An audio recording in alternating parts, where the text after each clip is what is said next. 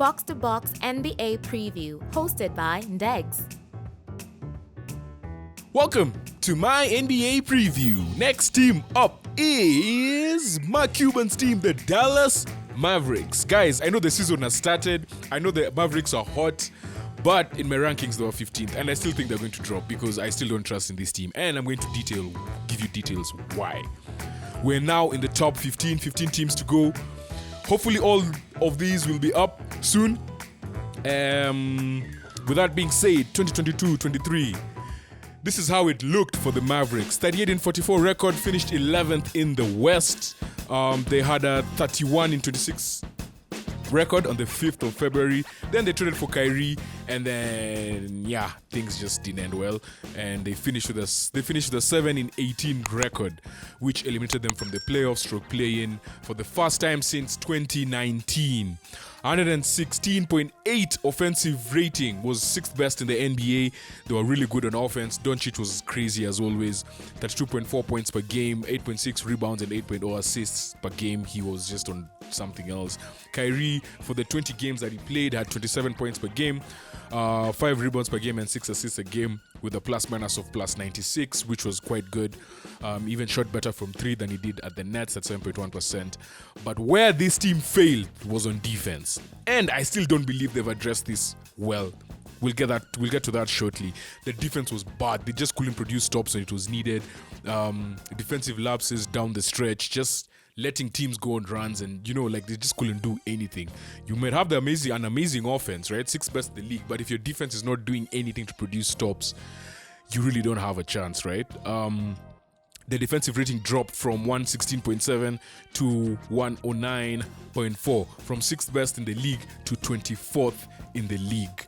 And with that, Jason Kidd was on the hot seat, but he kept his job, and the team made some moves to try and counter this. And this is what they did in the offseason. Obviously, they acquired Grant Williams from the Celtics. Then they got Richaun Holmes, Seth Curry, Derrick Jones Jr., forgotten man Dante Exum, who was supposed to be the point guard who was supposed to change the game from Australia. Then they drafted Derek Lively the second, Olivier Maxence Prosper. Then they re-signed Kyrie to a $320 million when no one really wanted to sign him.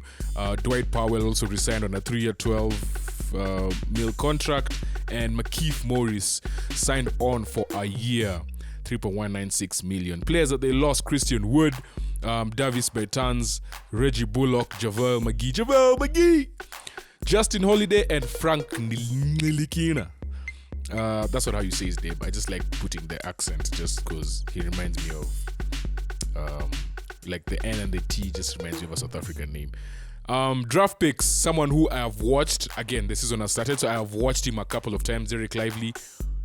He actually lives up to that name. Quite lively from the center position. I know he's a rookie. He plays well off of both Kyrie and Luka.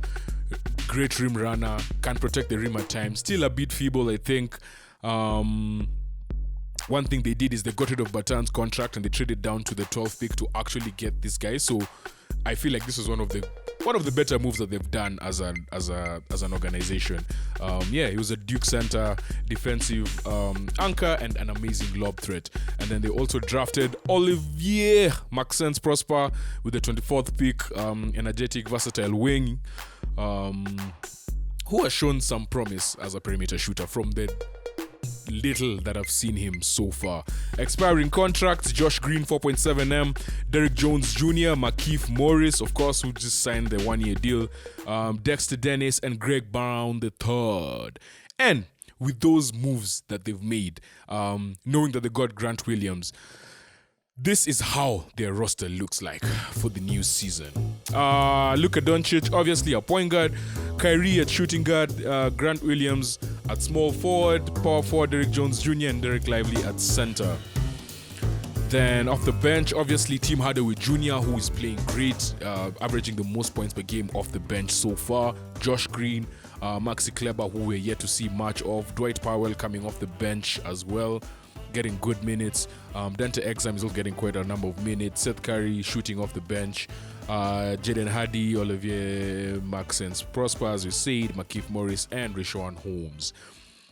My one question for the Mavs is, can they improve their defense? Because that was their downfall. That was the reason why they were just mediocre towards the end of last season. Obviously, they've signed Grant Williams from the Celtics, who is a big man, plays power forward, he can more or less guard from small, maybe shooting guard all the way to center, right? With bigger skill centers, he struggles a bit, but he can hold his own. With shooting guard, with point guards, he really can't. He's not very quick laterally, so that's why I'm like shooting guard moving up like he probably could. His size is good, and he can shoot, so he's a good 3-and-D player. He's a great leader, talks a lot. A guy who talks a lot, something that they need on this locker room. So, yeah, my one big question for the Mavs is, can they really improve their defense? Their defense, especially from the guards, like just going over screens. So far, yes, they have a good record, but the games they've lost, they've really been whooped. Like, I think yesterday they lost in the in-season tournament to the Pelicans, and it was not even close. It was for like a quarter and a half, and then they just, Zion and the guys, even without CJ McCollum, just went crazy. So, yeah, I still think that defense is the only way this team can actually reach far in the playoffs, because the West is stacked. They could probably reach like the playoffs, like the 5th, 6th seed, but then second round moving up, all the teams you're going to play, if you can't play defense, you're not going to make it, right? So, yeah, my one big question for the Mavs, can they improve their defense, especially the two guards, Kyrie and Luka? 24-second prediction. Shot clock. I think the Mavericks will finish in 9th place in the West, and they will just make the play-in tournament. They'll probably get to about 45 wins there, but they're not going to go past the second round just simply because their defense is non-existent. And their and coaching. Yeah, I have a big question mark with coaching.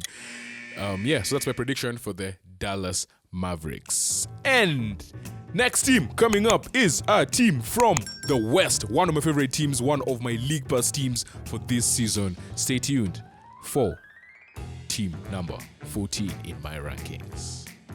Ready for the ultimate slam dunk of content? Don't miss out on any of our NBA previews. Hit subscribe and be the MVP of your basketball knowledge game.